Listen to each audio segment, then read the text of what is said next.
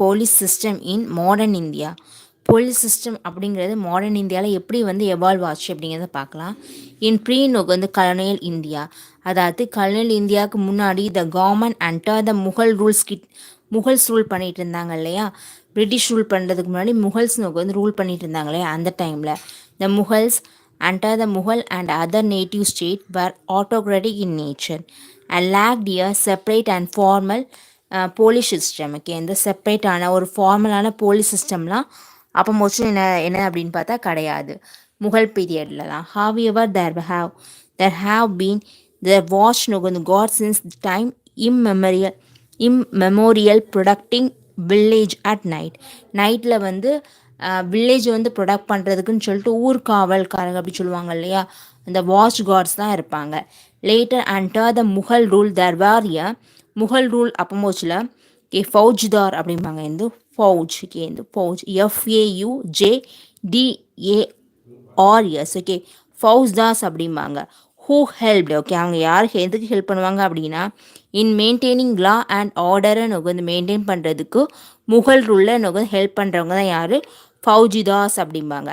And அமெல்ஸ் அப்படிம்பாங்க. அமெல்ஸ்னால் யார் அப்படின்னா who are basically revenue collectors but have to content with ripple if any. என்ன அப்படின்னா ஃபஜுதாஸ் அப்படிங்கிறவங்க லா அண்ட் ஆர்டரை மெயின்டைன் பண்ணுறவங்க, அமெல்ஸ் அப்படிங்கிறவங்க ரெவென்யூ வந்து கலெக்ட் பண்ணவங்க. ஓகேவா.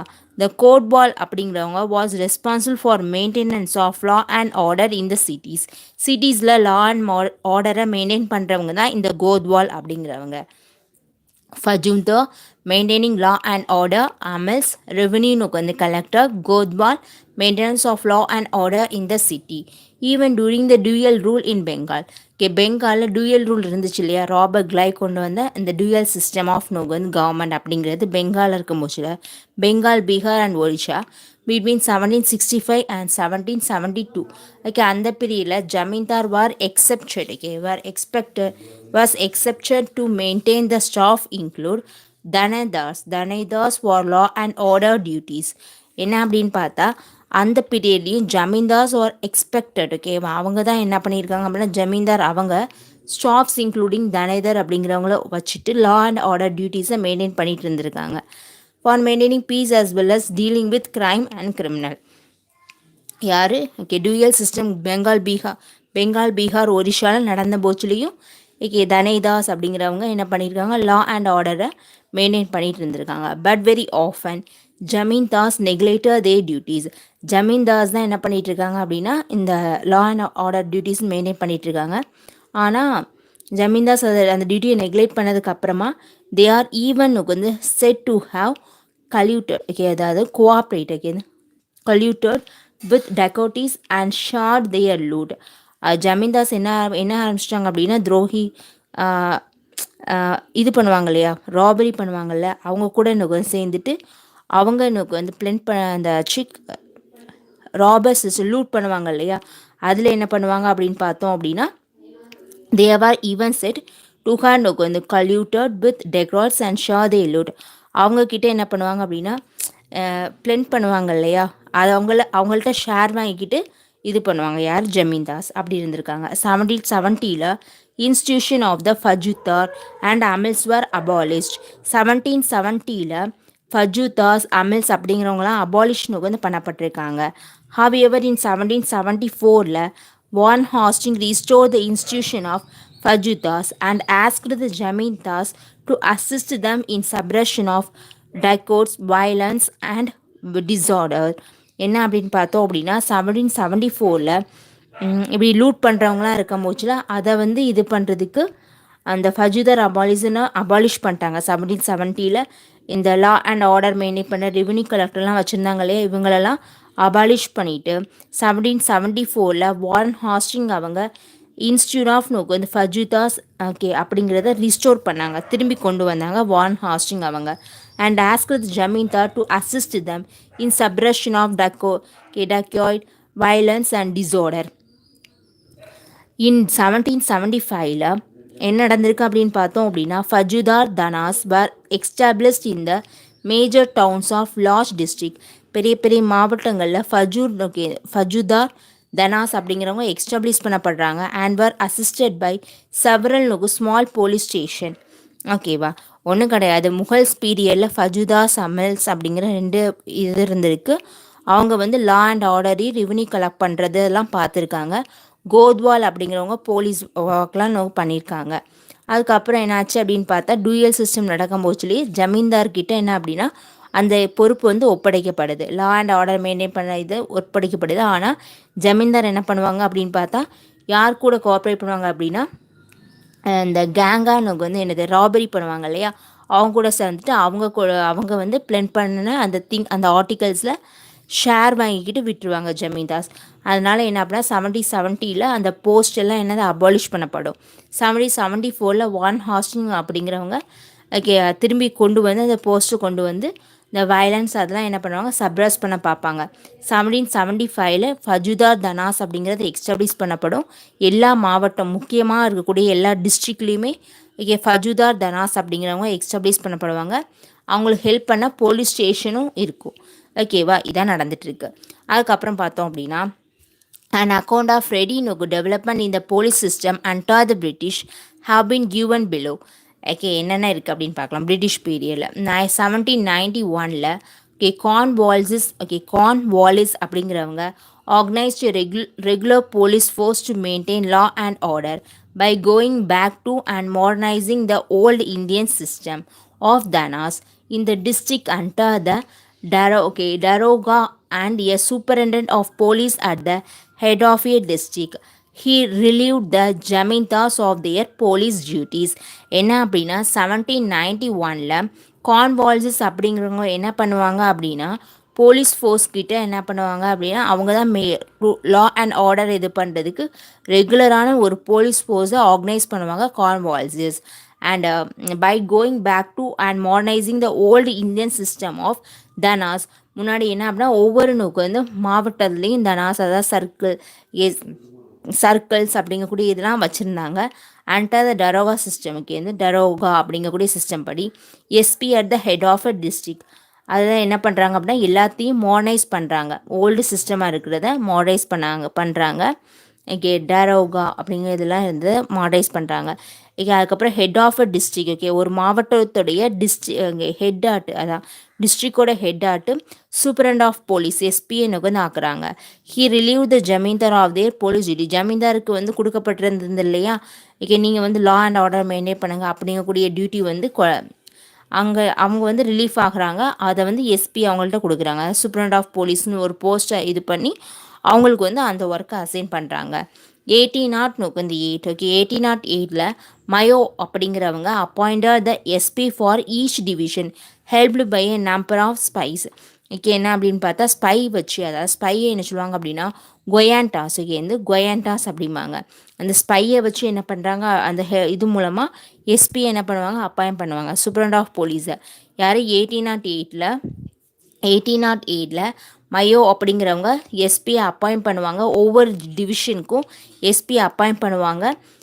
அவங்களுக்கு ஹெல்ப் பை நம்பர் ஆஃப் ஸ்பைஸ்லாம் வச்சுருப்பாங்க. But the spy committed depredation on local பீப்புளில் என்ன பண்ணுறது அப்படின்னு பார்த்தா பிளெண்டர் அதாவது அவங்கள வந்து சுரண்டுறதை வந்து வேலையாக வச்சுருப்பாங்க. அந்த ஸ்பைஸ் எல்லாம் அவங்க ஹெல்ப் பண்ணுவாங்க எஸ்பிக்கு. ஆனாலும் அப்பாயிண்டட் அண்ட் எஸ்பி எனக்கு அப்பாயிண்ட் பண்ணுவாங்க. ஆனால் இவங்க வந்து இதே மாதிரியான ஒர்க்கில் இது பண்ணுவாங்க ஸ்பைஸ் எல்லாம் ஸ்பைன் வச்சுருப்பாங்களா அவங்க. 1814 நடக்கும் அப்படின்னா by an order of a court of directors அப்படிங்கக்கூடிய உங்களுடைய ஆர்டர் மூலமாக appointed of darogas and the subordinate were abolished in all position of the company except in பெங்காலை தவிர்த்திட்டு எல்லா இடத்துலையும் என்ன பண்ணப்படுது அப்படின்னு பார்த்தா டரோகாஸ் அப்படின்னு இந்தியன் சிஸ்டம் இருந்தது இல்லையா, அந்த சிஸ்டம் எல்லாத்தையும் அபாலிஷ் பண்ணுறாங்க. யார் அப்படின்னா கோர்ட் ஆஃப் டிடக்டர்ஸ். யார் கோர்ட் ஆஃப் டிடக்டர்ஸ்? கம்பெனியில் உள்ள ஒரு பாடியான கோர்ட் ஆஃப் டிடக்டர்ஸ் என்ன பண்ணுறாங்க இந்தியனுக்குள்ளே டரோகா சிஸ்டம் அபாலிஷ் பண்ணுறாங்க. எங்கே மட்டும் அது இருக்குது அப்படின்னா பெங்காலில் மட்டும் இருந்துகிட்ருக்கு. அதில் பென்டிக் வில்லியம் பென்டிக் அவங்க வந்து கவர்னர் ஜென்ரலாக 1828 1835 இருக்காங்க. அவங்க வந்து எஸ்பி அப்படிங்கக்கூடிய ஒரு போஸ்ட் வந்து க்ரியேட் பண்ணாங்க இல்லையா, யார் வால்சஸ் அப்படிங்கிறவங்க க்ரியேட் பண்ணாங்க இல்லையா, அந்த போஸ்ட்டை அபாலிஷ் பண்ணுறாங்க. யார்? வில்லியம் பென்டிக் அப்படிங்கிறவங்க. த collector and magistrate Magistrate was now to head the police force. இப்போ வந்து கலெக்டர் அவங்க தான் என்ன அப்படின்னு பார்த்தா போலீஸ் ஃபோர்ஸ்க்கு ஹெட்டாக கொண்டு வராங்க William Bentinck. And commissioner in each division was to act as a SP. ஒவ்வொரு டிவிஷனையும் கமிஷனர் வந்து எஸ்பி மாதிரி என்ன பண்ணும், ஆக்ட் பண்ணும் அப்படின்னு. This arrangement resulted in a badly organise police force. இது வந்து அந்த அளவுக்கு நல்லா வந்து என்னது நடக்கலை. Pudding A heavy burden on the collector and நோக்கு வந்து மேஜிஸ்ட்ரேட். இது வந்து பெரிய நோக்கு வந்து சுமையாக கலெக்டருக்குலாம் தெரிஞ்சிருக்கு. ஓகேவா. Presidency town were the first to have the duties of collector magistrate separated. என்ன அப்படின்னா பிரசிடென்சி டவுன்லலாம் முதல்ல என்ன கொண்டு வராங்க அப்படின்னா to have the duties of collector and magistrate வந்து செப்பரேட். தனித்தனியாக வந்து அவங்களுக்கு என்னது இதை வந்து செப்பரேட் பண்ணி கொடுக்குறாங்க. இவர் first to have the duties of collector and magistrate separate பண்ணி இது பண்ணுறாங்க. த ரெக்கமெண்டேஷன்ஸ் ஆஃப் போலீஸ் கமிஷனுடைய ரெக்கமெண்டேஷன் 1860 லெட் டு த அதுதான் என்ன ஏற்படுத்துது அப்படின்னா இந்தியன் போலீஸ் ஆக்ட் 1861 ஏற்படுத்துது. இந்த கமிஷன் எதை ரெக்கமெண்ட் பண்ணுது அப்படின்னு பார்த்தோம் அப்படின்னா a system of civil constabulary constabulary, maintaining the village setup in the present form, but in direct the relationship with the rest of the constabulary. என்ன அப்படின்னா சிவில் வந்து கான்ஸ்டபிளரி அப்படிங்கக்கூடிய சிஸ்டம் வந்து எக்ஸ்ட்ரா இது பண்ணுறாங்க. இது யாருக்குள்ளது அப்படின்னு பார்த்தோம் அப்படின்னா போலீஸ் கமிஷன் அப்படிங்கக்கூடிய கமிஷன் அமைக்கிறாங்க 1860. அவங்களுடைய ரெக்கமெண்டேஷன் தான் இது. அவங்க என்ன ரெக்கமெண்ட் பண்ணுறாங்க அப்படின்னா சிவில் நோக்கு வந்து கான்ஸ்டபிளரி அப்படிங்கக்கூடிய சிஸ்டமை இது பண்ணுறாங்க. அது maintaining the village setup in the present form. இப்போ இருக்கக்கூடிய வில்லேஜ் செட்டப்பை என்ன மெயின்டைன் பண்ணுது, but in direct relationship with the rest of the constabulary a village watchman maintain by the village. ஓகேவா. அதுக்கப்புறமா ஐஜி அதாவது இன்ஸ்பெக்டர் ஜெனரல் அப்படின்னு சொல்லுவாங்க இல்லையா, அவங்க வந்து ஒவ்வொரு ப்ரொவிஷனுடைய ஹெட்டாகட்டும்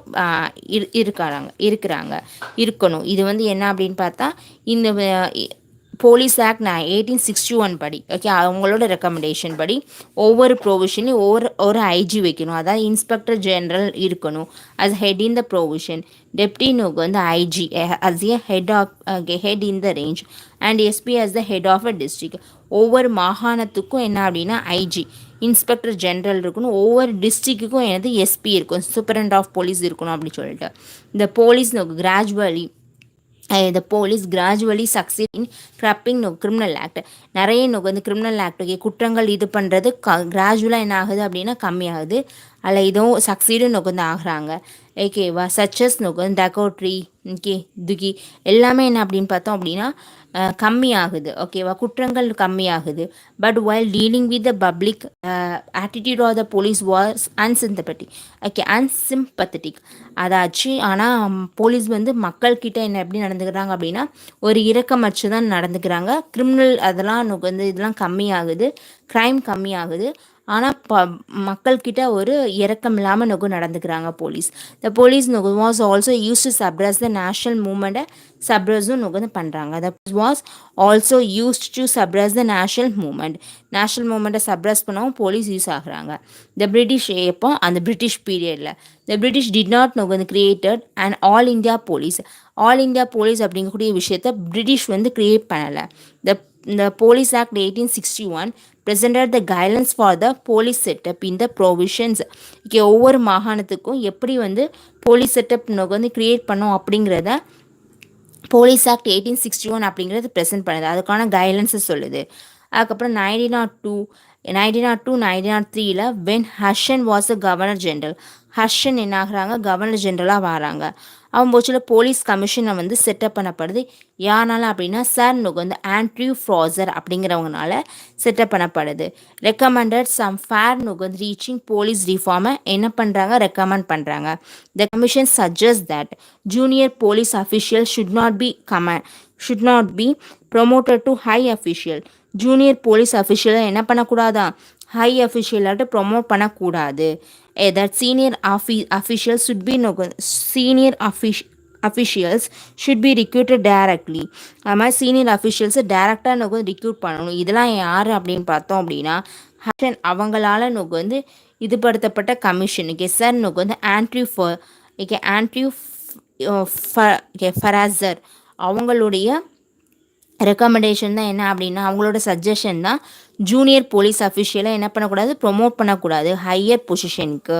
ஓகே, சீனியர் அஃபிஷியல்ஸை என்ன பண்ணும் டேரெக்டாக ரிக்ரூட் பண்ணும் அப்படிங்கிறது. It's suggest that the opening of training school where நோக்கு வந்து கான்ஸ்டபிள் அண்ட் ஆஃபீஸர்ஸ் குட் பீன்றவங்க ட்ரைன் என்ன பண்ணோம் அப்படின்னா இந்த ஆஃபீஸர் இந்த இதெல்லாம் இருக்காங்க இல்லையா கான்ஸ்டபிள்ஸ் ஆஃபீஸர்ஸ்க்குலாம் என்ன பண்ணோம் அப்படின்னா ட்ரெயின் பண்ணுறதுக்கு ட்ரைனிங் ஸ்கூல்ஸை வந்து ஓப்பன் பண்ணணும்.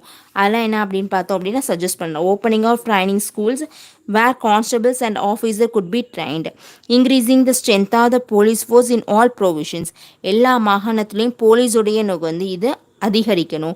allowing a policeman to visit the village for making inquiries. என்ன அப்படின்னா போலீஸ்மேனை வந்து வில்லேஜில் அலோவ் பண்ணணும் இன்கொயரிஸ்லாம் மேக் பண்ணதுக்கு. அது மாதிரி இன்க்ரீஸிங் சேலரிஸை இன்க்ரீஸ் பண்ணி கொடுக்கணும். And creating criminal intelligence department at the சென்டரில் கிரிமினலுக்கு வந்து இன்டெலிஜென்ட் டிபார்ட்மெண்ட் என்ன பண்ணணும் க்ரியேட் பண்ணணும்.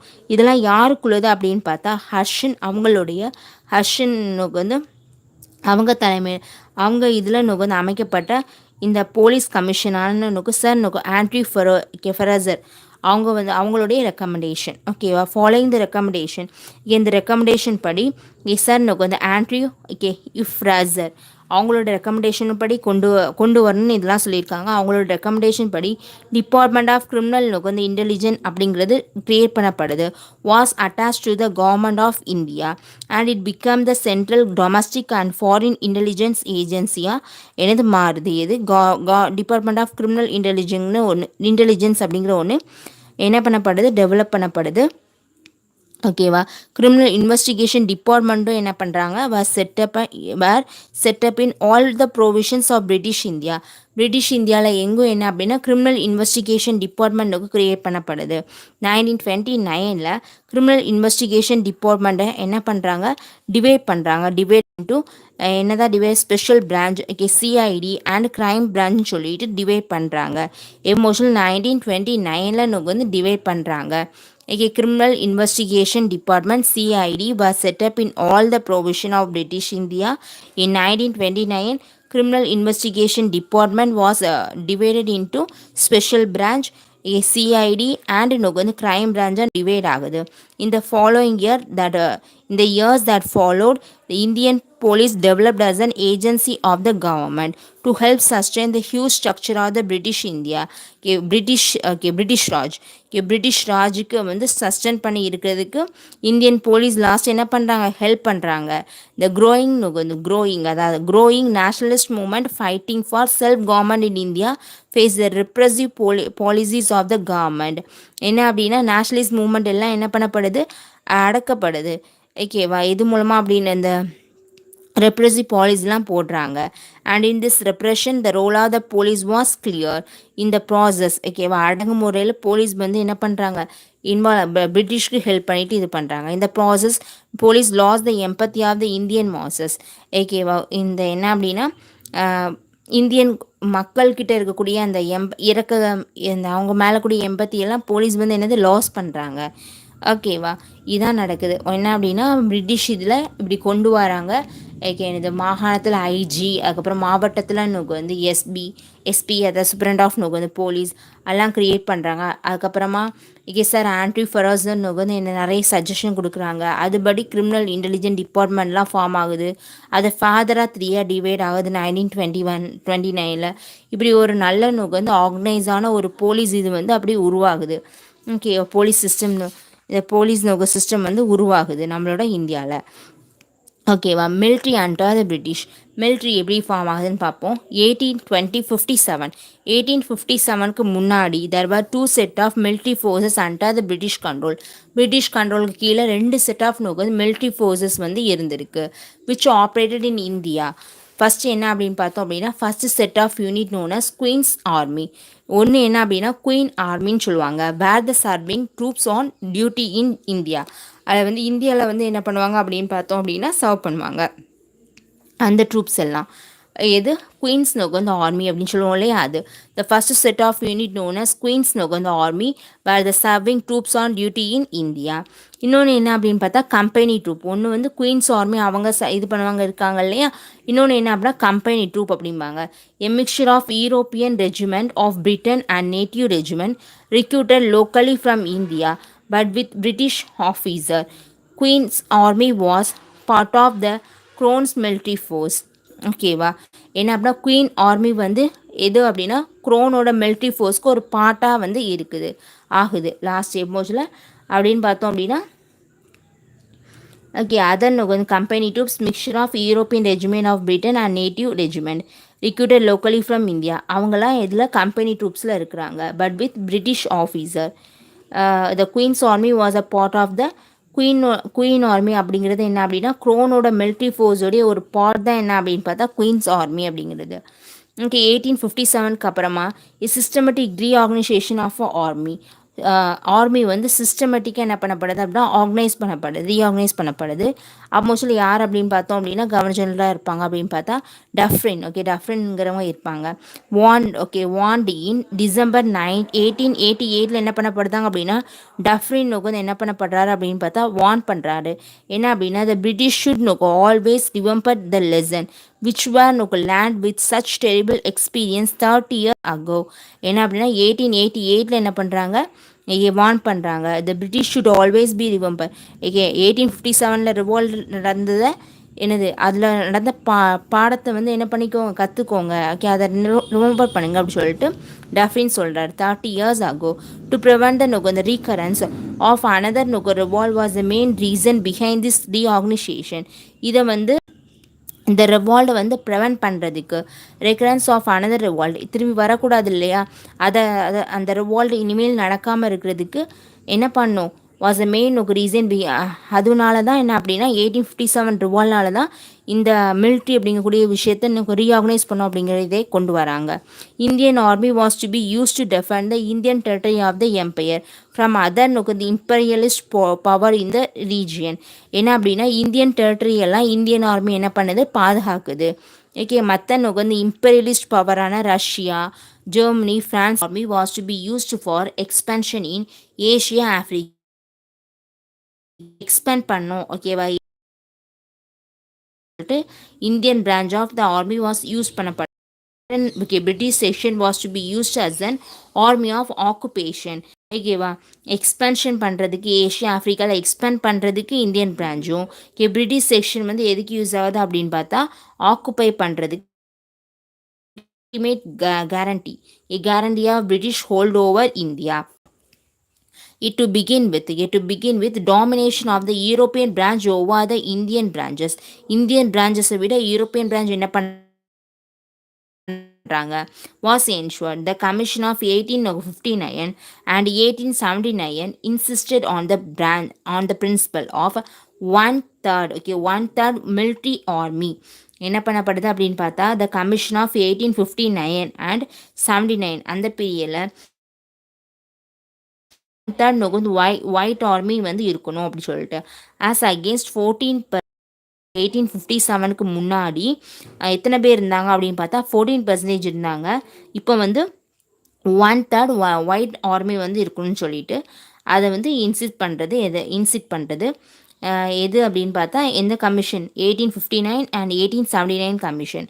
Final of Europeans to Indians was carefully fixed. Proportion of Europeans Indians அவங்களுக்குள்ள ப்ரொபோர்ஷன் இருக்கும் தெரியுமா, அது வந்து ஃபிக்ஸ் பண்ணப்படுது at 1 to 2. Okay, 1 to 2 in the Bengal army. Bengal ஆர்மியில் 1 என்ன பண்ணப்படுது அப்படின்னு பார்த்தோம் அப்படின்னா இது ஃபிக்ஸ் பண்ணப்படுது. 2:2 to 5 in the Madras Bombay army. Madras Bombay army 2:3 அப்படிங்கக்கூடிய இதில் மெட்ராஸ் பாம்பே ஆர்மியில் என்ன பண்ணுறாங்க அந்த ப்ரொப்போர்ஷனில் யூரோப்பியன்ஸ் அண்ட் 2 இந்தியன்ஸ் வந்து என்ன பண்ணப்படுறாங்க அப்படின்னா அப்பாயிண்ட் பண்ணப்படுறாங்க. The strict European monopoly over key geographical location and department.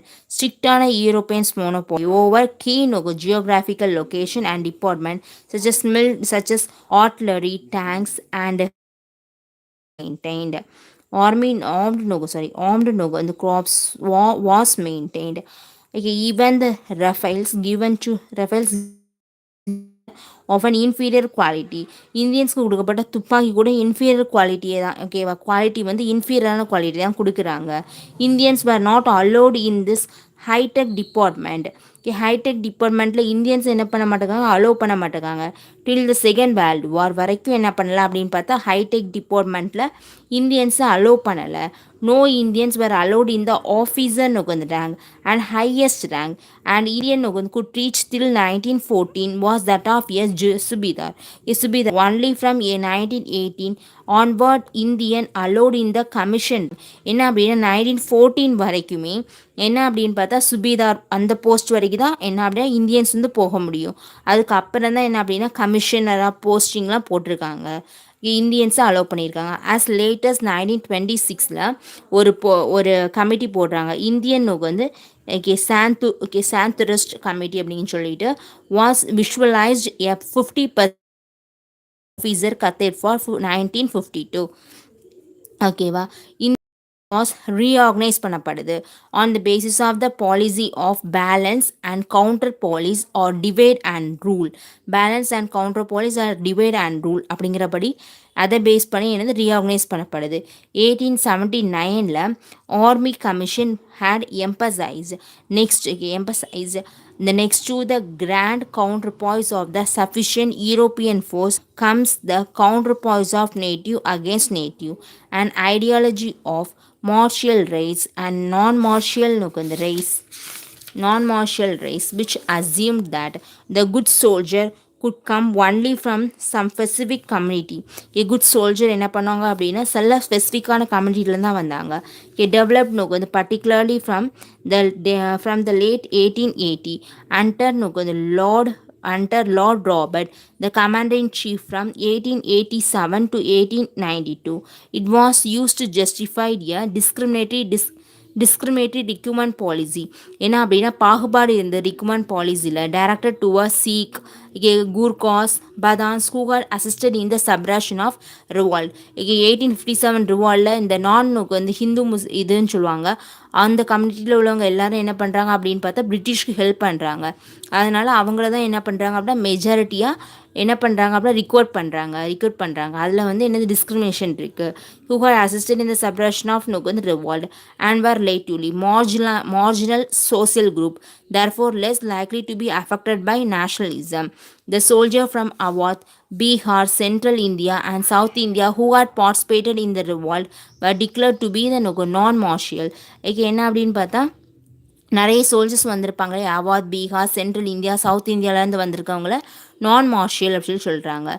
Over more the cost and communal companies were introduced in all the regiment and Indian regiment were made a mixture of various socio-ethnic groups so as to balance each other. Communal, tribal, regional consciousness was encouraged to check the growth of nationalistic feeling among soldiers.